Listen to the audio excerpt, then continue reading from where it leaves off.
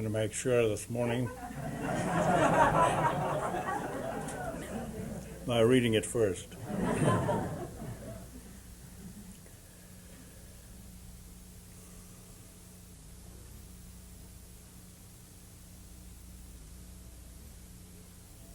The 8th Psalm, verse 3 to 6. When I consider thy heavens, the work of thy fingers, the moon and the stars which thou hast ordained, what is man that thou art mindful of him, and the son of man that thou visitest him? For thou hast made him a little lower than the angels, and hast crowned him with glory and honor. Thou madest him to have dominion over the works of thy hands. Thou hast put all things under his feet. This is speaking of man, not of cultic man, but of true man.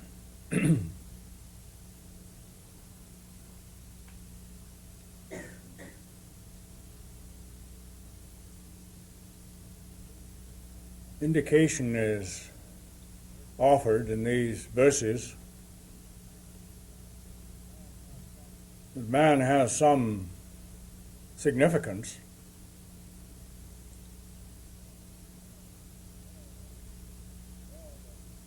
More than certainly has been known by human beings in their cultic state. And this significance is related to what is beyond the earth itself. The heavens, thy heavens, the work of thy fingers, the moon and the stars.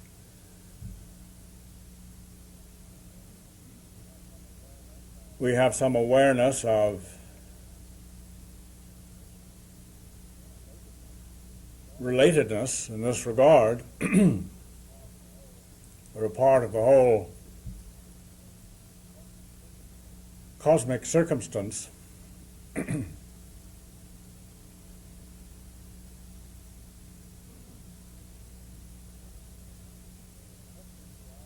So the questions that are asked here are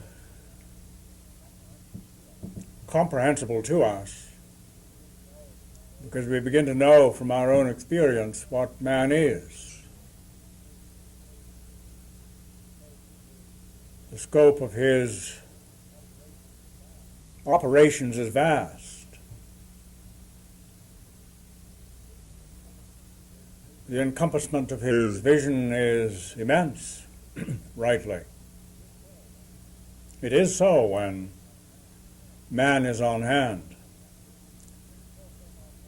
This, of course, does not mean that, individually speaking, we have a complete rundown on everything.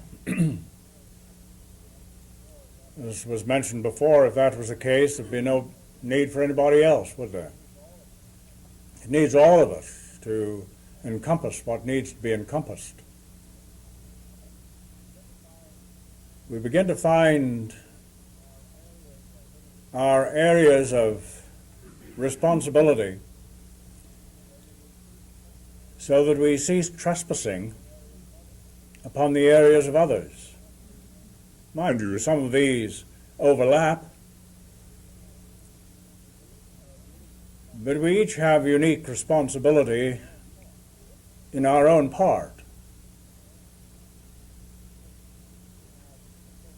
We have a certain comprehension of the parts of others as those are close to our own. But we also may be aware that there are many who have other fields of responsibility of which, directly at least, we know little. We know they're there. We know they're a part of the whole of which our field is a part.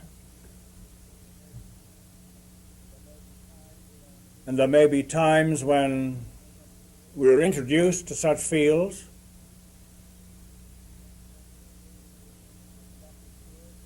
on a conducted tour, shall we say, but we don't trespass. Forgive us our trespasses. And I'm sure you all recognize that in the cultic state we have the inclination to trespass, to try to mind other people's business.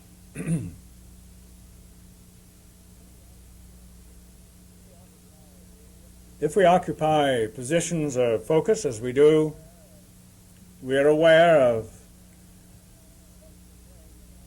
what is contained in our area of focus, and we are aware of those who are present there, but we refrain from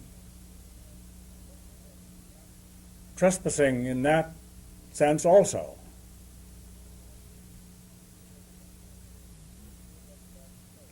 We give everybody space to handle their own affairs. That is, spiritual affairs. Those spiritual affairs may be a part of our encompassment. We don't try to do everything ourselves. And as has been noted several times, I think, in videos and otherwise, we may find that other people handle these things a lot better than we could personally. They are there to look after the details. We're not there for that purpose. We may, and have in the past, functioned on the basis of substitute patterns of function, but as soon as someone comes along who can handle those, we're happy to give them to such a person, even if that person is going to have to learn to handle them effectively. Perhaps to start with, he doesn't handle them as effectively as we were, because we had experience in the matter, and this is something fresh for someone else. But pretty soon we find out that they become capable of doing it a lot better than we could. And we're quite happy to admit that. We don't try to uphold our so-called positions by putting other people down. We find ourselves actually exalted when we appreciate what others are doing.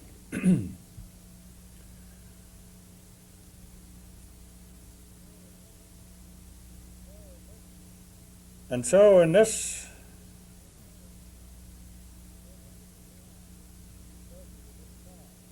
verses of this psalm, the statement is made, "For thou hast made him," man that is, "a little lower than the angels." Well, we understand this.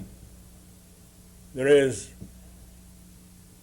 man, the material aspect of the whole, and there is the angel, the spiritual aspect of the whole. And when these two are unified, are one in experience, then it may be said that there is a living soul present.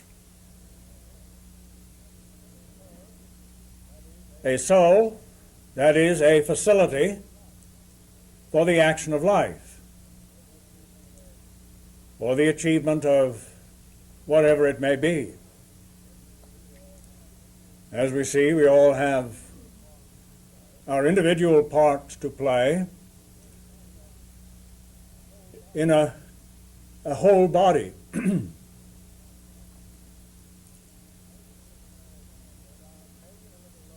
For thou hast made him a little lower than the angels. The heaven is higher than the earth, but heaven and earth are one. Heaven is a higher vibrational state than the earth vibrational state. Put it another way, the earth state is a coarser vibrational state, and the heaven is a finer vibrational state. And the heaven interpenetrates the earth. So the heaven is present with the earth, and the greatest consequent experience, greatest range of experience then is available. In the human state now, the cultic state, the endeavor has been to function just from the standpoint of the earth, where there was rather limited range, and whatever range there is available with the earth when it is one with heaven is not known. In other words, it's restricted to the very coarsest levels if the experience is that of the earth with scarcely any heaven at all. And this is the cultic state. So the earth opens up considerably once there is the experience of a living soul. We do not restrict ourselves anymore to the very coarsest levels of material existence. You know this to be so in your own experience. Something opens up, and you may observe in other people just simply isn't there for them. They're fiddling around at some coarse level without any consciousness whatsoever that there might be something more. And I would suggest that our consciousness that there is something more is restricted as yet too. There is far greater experience to come. So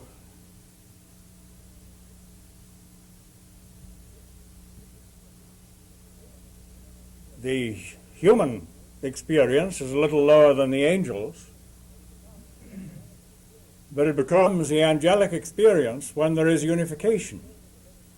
And in the state of the living soul,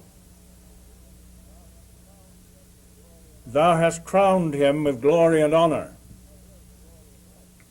Well, here's the glory of life, of course. Glory is a word, as we know, that provides understanding of the characteristics of life. And honor. I wanted to look at this matter of honor a little. We may say that functioning from the spiritual standpoint, we are always honorable. This may mean different things to different people, but we have a sensing, I'm sure, of the nature of what it means to be honorable.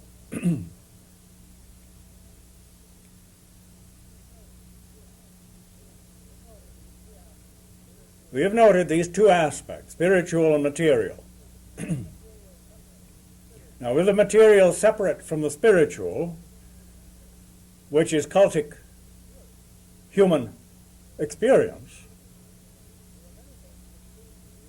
there are many things which seem to be dishonorable.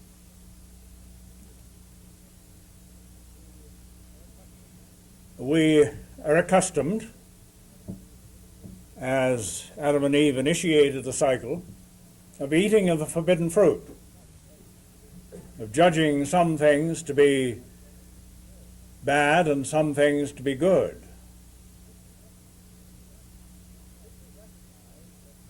If we recognize that man was made by God in his own image and likeness, then he is totally perfect from that viewpoint. It hasn't seemed so to him because he lives in an unreal state of mistranslation. He has mistranslated his own experience, so that it seems that his own experience is often dishonorable. Or at least he has honorable phases of it, but some aspects are not so good. Now we may think of this just from the standpoint of the operation of the physical form itself.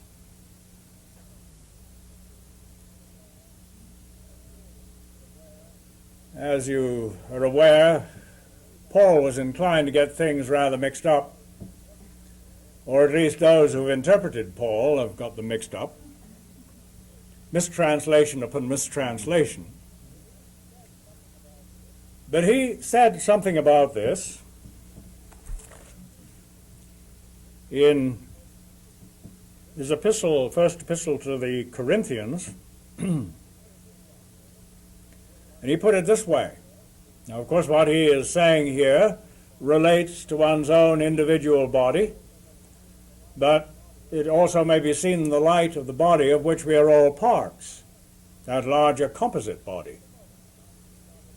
But for the moment, I'm thinking of it more from the standpoint of the individual body, that we may have a base for right translation here.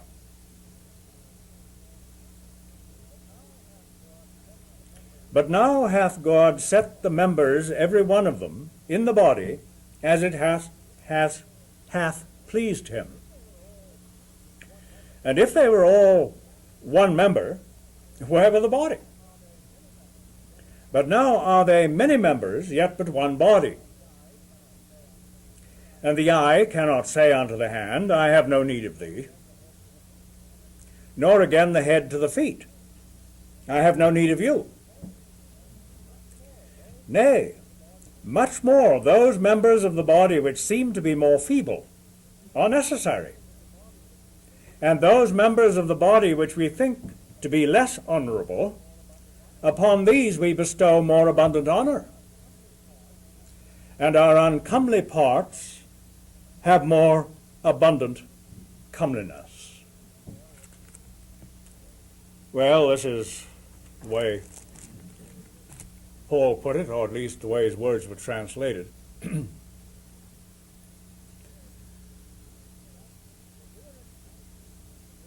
But we are interested in right translation. Right translation of spirit as it has taken form in our own individual bodies, and as it is in the process of being revealed in the collective body of which we are a part. We individually, in the flesh sense, are composed of many parts.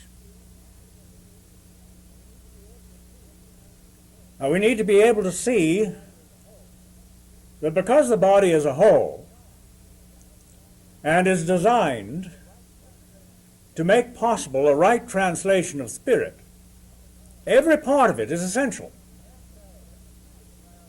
We can't say, well, I'm going to make right translation of spirit, therefore all I need is my brain, perhaps my spinal cord too.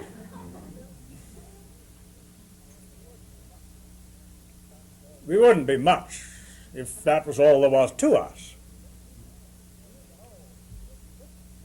We need the whole business, don't we? Every part. Now, of course, it may be that some of us have lost parts at times along the way. I don't think that's going to prevent us from achieving what we need to achieve now, as long as we are capable of operating in conjunction with spirit. The ingenuity of the Lord is great, we have noted. And sometimes he achieves marvelous things by reason of the presence of physical forms that are extremely handicapped. Oh, this is the way they describe it these days. Well, we're not all that handicapped. We have sufficient to get on with the job, or we wouldn't all be sitting here. So we have our physical forms, which are a translation of spirit. They wouldn't exist if this was not so. From the standpoint of our own experience, there has been considerable mistranslation. In other words, we have had experiences, physically speaking, which could not be classified as true translations of spirit. We might take this matter of pain, for instance. Obviously, if there is pain in the world, and there certainly is, suffered by human beings, ourselves included at times, this must be a false translation, a mistranslation somehow of spirit. Because spirit is not the author of pain. It becomes that way when there is a mistranslation of spirit. So any sickness, disease, physical trouble that may put in an appearance gives evidence of some sort of a mistranslation. Now we see this, I'm sure, clearly enough individually speaking, but we also recognize that we're not merely individuals. We're not isolated individuals. Even though most human beings, ourselves included, particularly in times past, have made that mistranslation, saying, oh, I'm just me. I have a right to live my own life. One of the attitudes that springs out of this. Because I'm an isolated person, what I do is nobody else's business. Well, it is other people's business in the sense that what we do will have effect on other people. It may be that other people may interfere in our business, which they have no business doing, but we at the same time must recognize that we can't lift a finger without affecting other people. And I just lifted my finger. Did you see me? I affected you.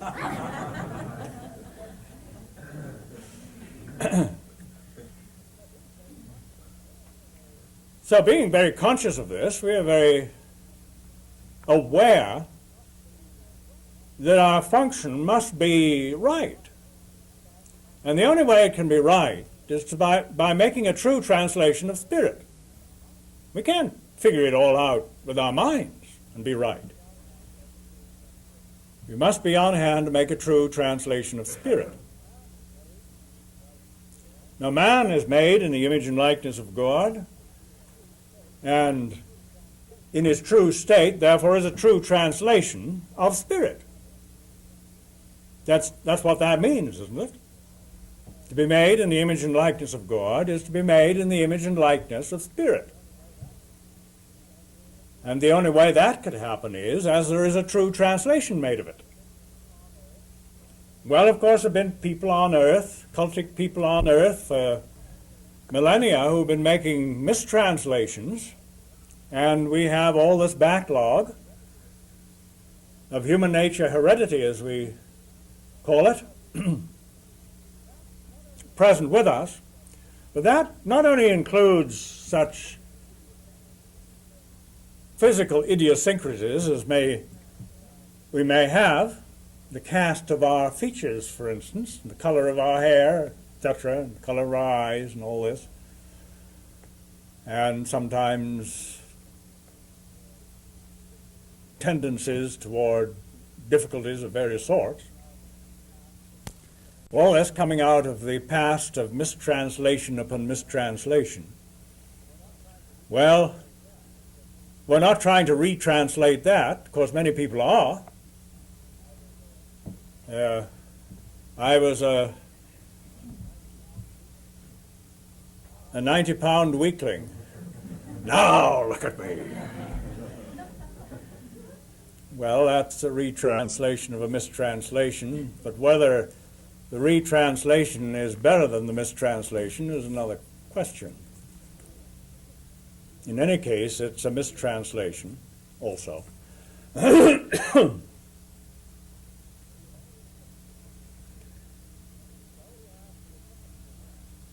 So we have the equipment we have,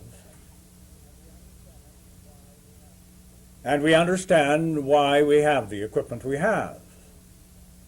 And this is not going to be a barrier to our function based in right translation of spirit in this moment. The translation which has appeared, physically speaking, is likely to be much the same as it was when we begin to allow a right translation to be made in the initial stages, because our translation relates to consciousness, relates to attitudes, to feelings, the way we look at things, the way we feel. Of course, this will have an effect. It'll have an effect on what we call our health, or perhaps our ill health. We find when we begin allowing a true translation to be made in our living, regardless of whatever mistranslations may have been present in our bodies, our health is affected. And we become more healthy, I suppose you could say, properly speaking, by reason of the translations we are now making. We need to see our bodies as individuals and our body collectively as being essential to the creative work that we are here to do. Clearly enough, we understand this in a general way because we wouldn't be here at all to do it if we didn't have a physical body. But we need to see that it relates to every part of the body, every cell in the body.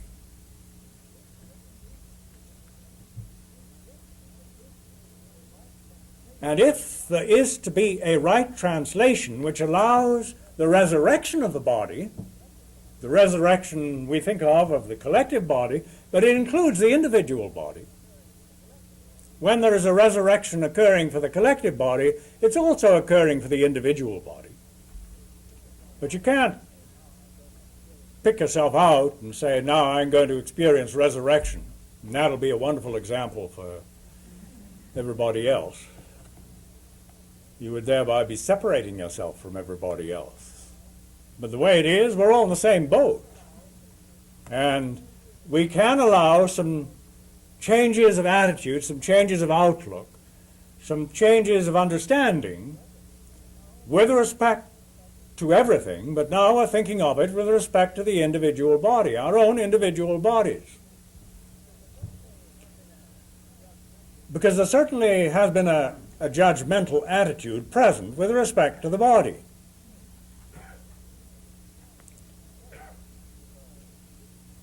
Shame is an evil spirit, we say, because it's actually the central evil spirit which put in an appearance when the Spirit of God no longer was being rightly translated. The first mistranslation of the Spirit of God, we might say, produced shame, the sense of shame. And the sense of shame has been present in people in numberless ways, but very particularly, obviously, with respect to the physical flesh body.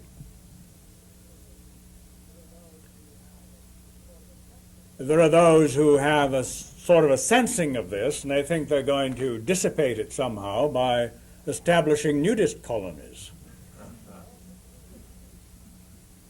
Well, conceivably,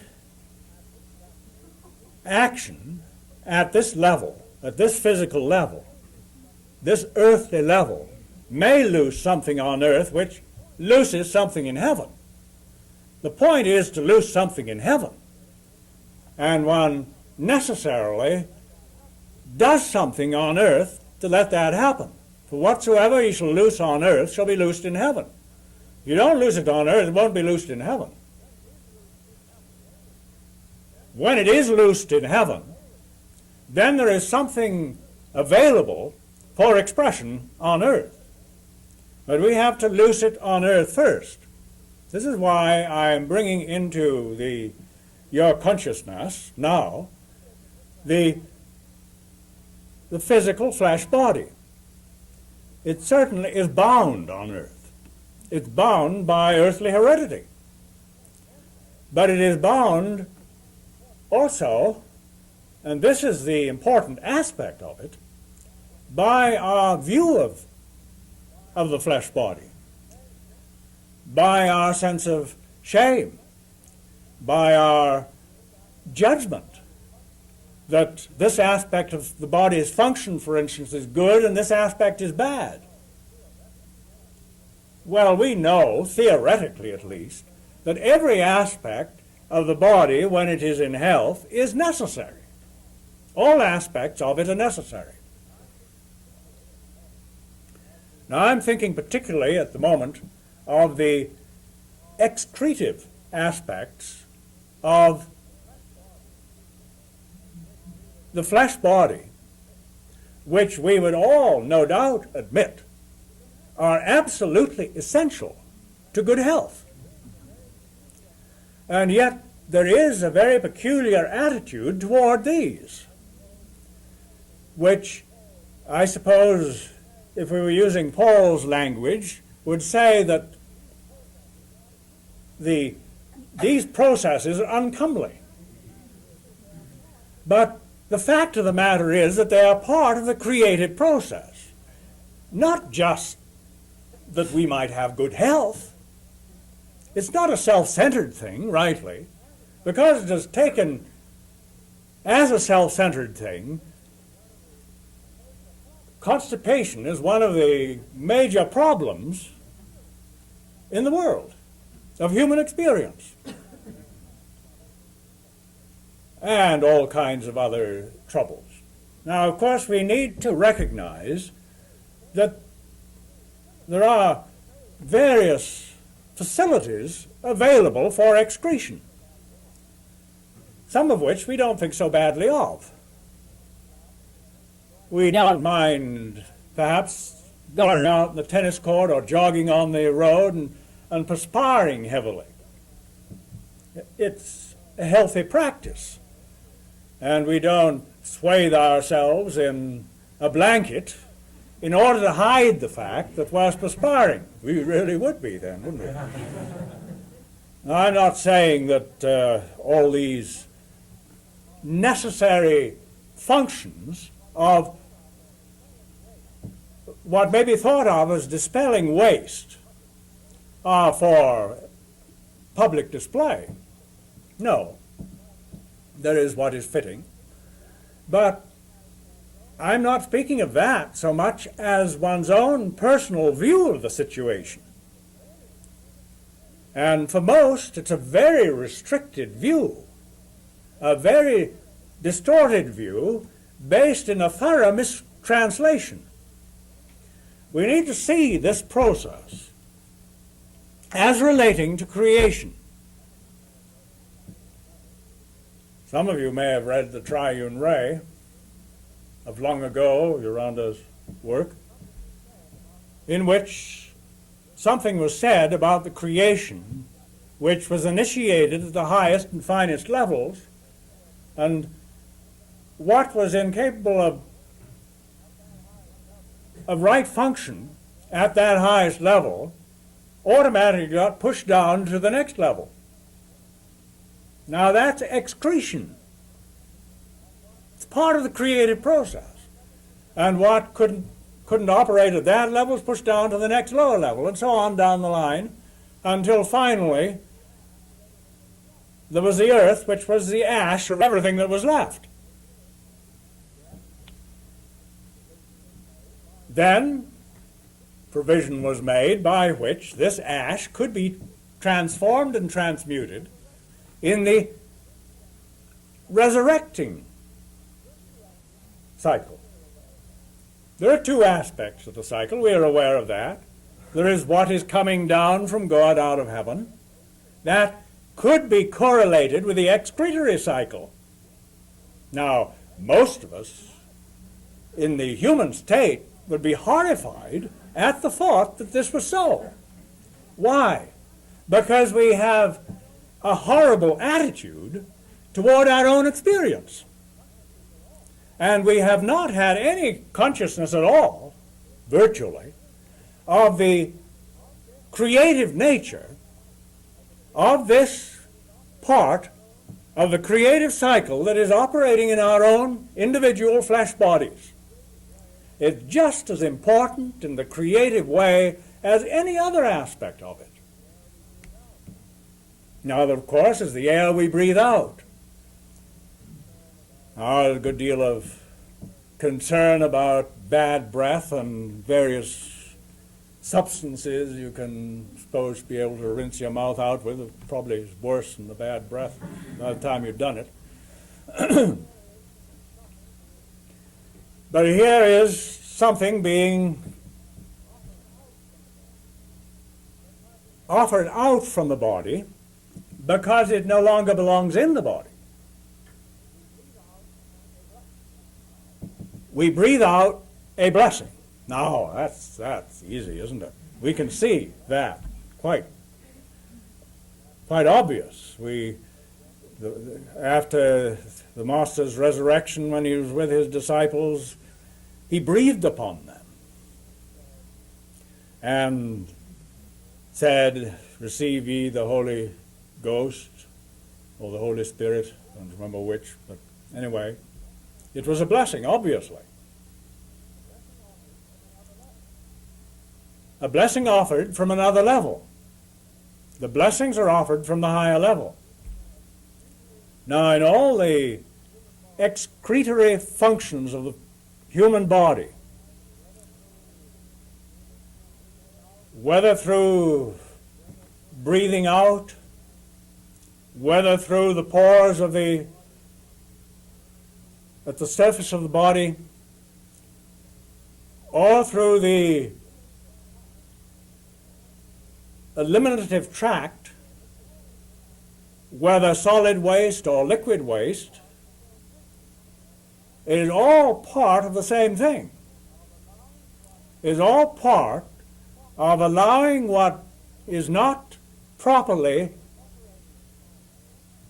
capable of operating at the level where we are living to move in blessing to another level. All this has been blotted out of the consciousness of human beings as evidenced by their problems in the world now of what is called pollution.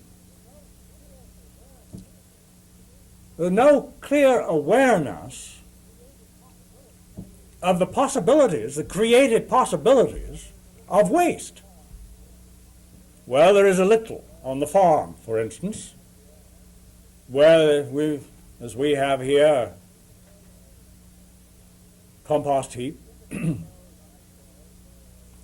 But think of all those eyesores where the carcasses of automobiles are stacked. Now, of course, they're beginning to squeeze them together and use the metal over again. But there is far more being excreted from human civilization than can be taken care of. Because much of the excretion in this sense is so unnatural. All kinds of substances have now been made which are not included in nature. They're not biodegradable, as they say.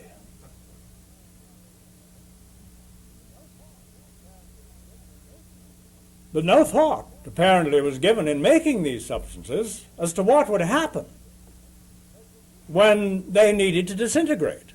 No provision was made for it. Well, from the standpoint of the true translation of things, provision is made all the way.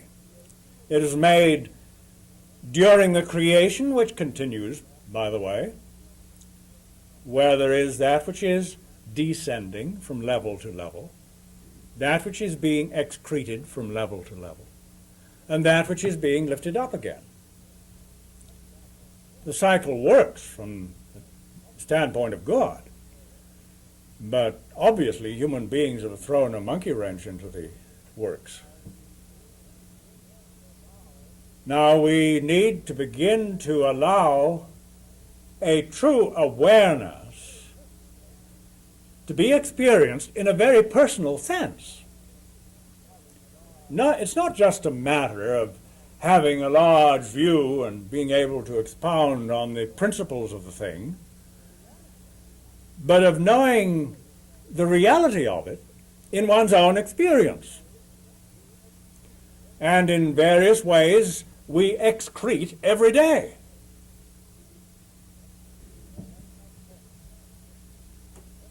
Well, let's not talk about that.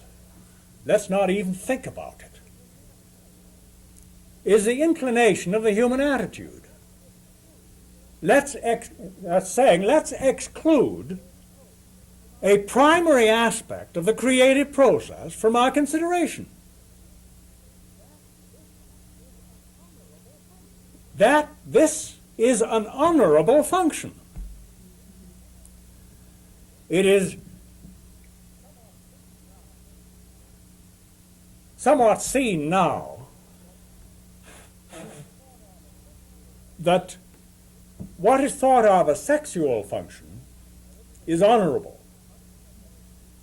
Now, this is a field that in the consciousness of vast numbers of people, particularly in the past, has been very dishonorable. Something that might be described as animalistic or beastly in the view of many, many people. Now, from our standpoint at least, we need to consider what our experience is. We have an awareness that it is certainly an essential part of the creative process with which we are concerned. You can't exclude it and live. So, this begins to be seen. We are more delighted about this, perhaps. First of all, because it seems to open up some possibilities to human nature. But it's not for opening up possibilities to human nature. It's for right use in the creative process.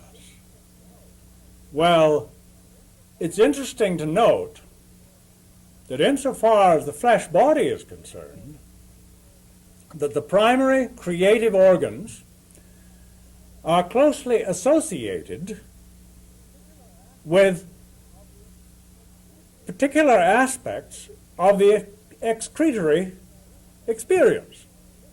In other words, we may recognize that at this level, we sometimes refer to this general area by using the words the first seal. That the first seal, then, is a crossover point where the change occurs.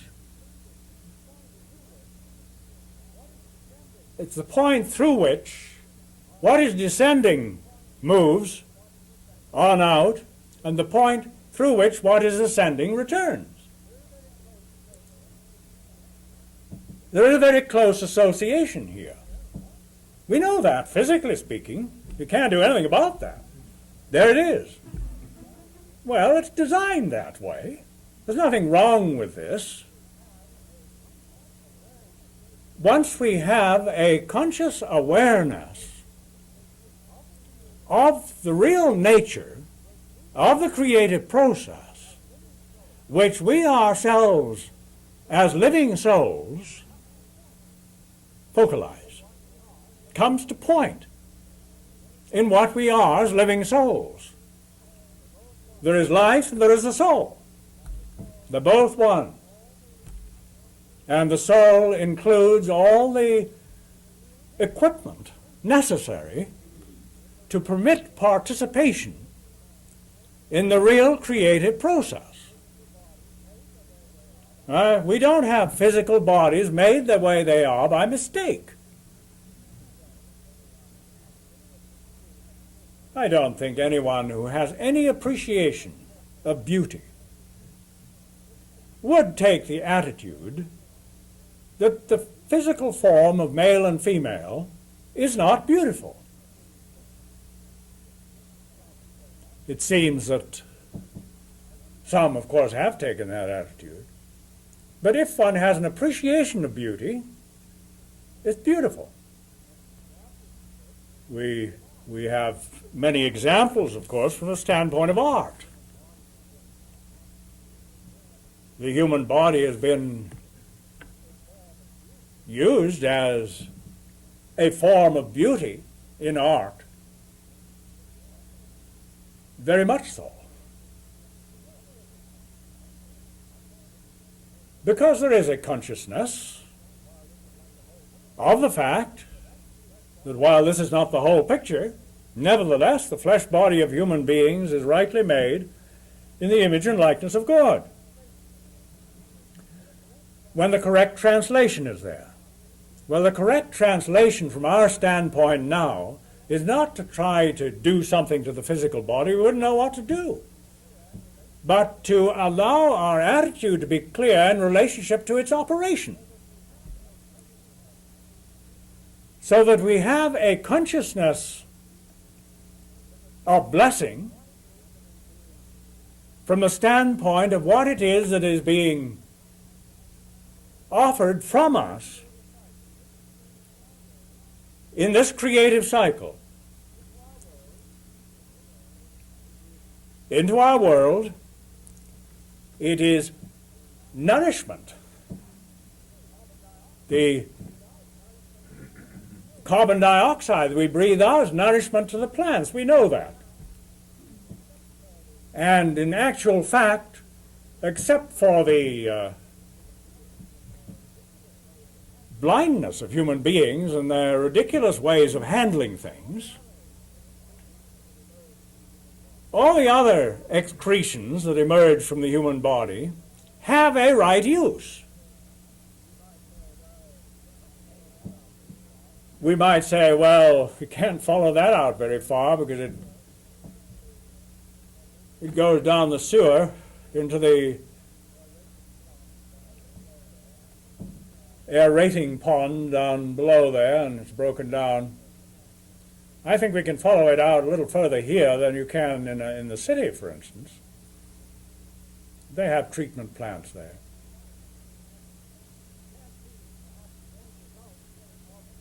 You can't see perhaps the end result of the blessing,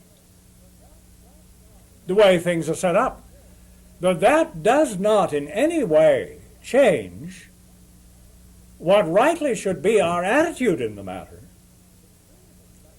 because the spirit of blessing needs to be present. If there is to be a blessing, spirit and form are one. That is the living soul insofar as man is concerned. And if one has no awareness of what one is really doing in these various fields, there is no participation in any real sense with the creative cycle. And that's exactly what we're here on earth to do. And we may see this most obviously as we are gathered here in this assembly. Something needs to happen in the creative sense, a right translation for all that is beyond us. We, at the moment, provide an apex point of focus, and something needs to be released because of this. Now, you may not have thought of that release as excretion, but it is once we experience an awareness, spiritually speaking, of what it is that's happening. And we can correlate our function in all its various aspects with what is actually happening. So we don't have our bodies over here, well, it's going to take care of things there, but I'm a spiritual being here and I'm going to radiate something out into the world. How is it going to get there? It requires the flesh body to get there. And the actual function, not the imaginary function of the flesh body, is the way it goes. There has been so much imagination, living in a fanciful world, that somehow we're going to let some marvelous emanation go forth, going to uplift everybody. But factually, what is happening? Maybe we're struggling with our digestive system, or we're not breathing properly, or we never undertake exercise or let us sweat a bit.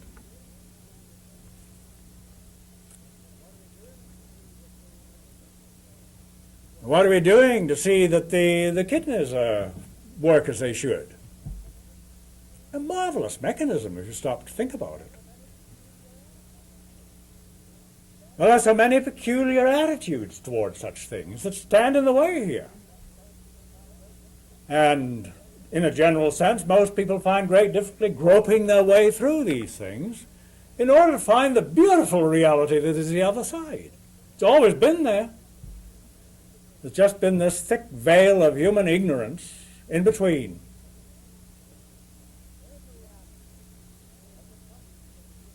Every aspect of the function of the human body is beautiful, beautiful. Even the most seemingly uncomely ones. And we need to be so clear within ourselves that we know this to be so in our own experience. It must be in our own experience, not just thinking about it, but sharing the actual operation of the creative cycle so that we are keenly aware of the opportunity to allow a blessing to be released because something is in fact occurring.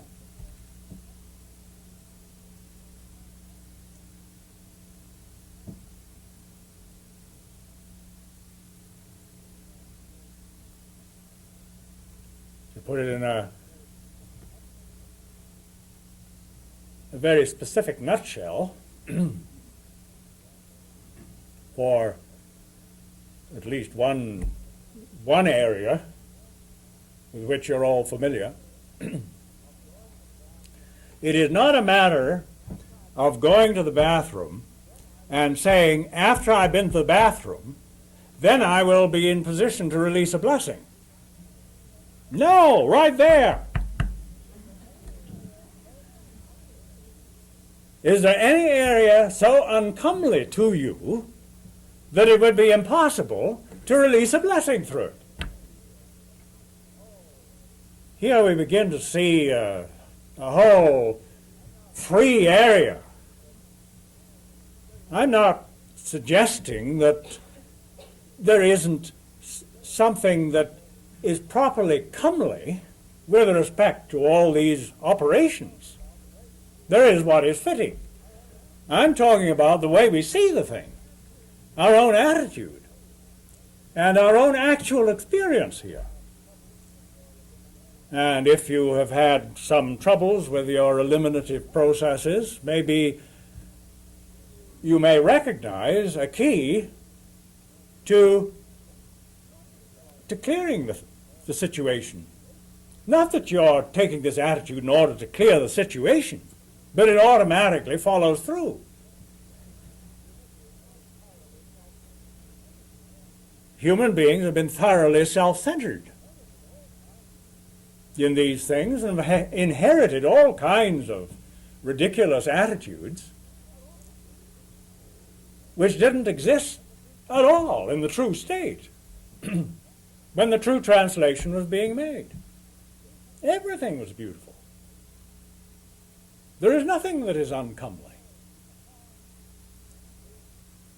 All is a part of the means for the expression of righteousness, after which we hunger and thirst. So I appreciate the opportunity of speaking of these things in an open manner, to the extent that you have allowed me to do so.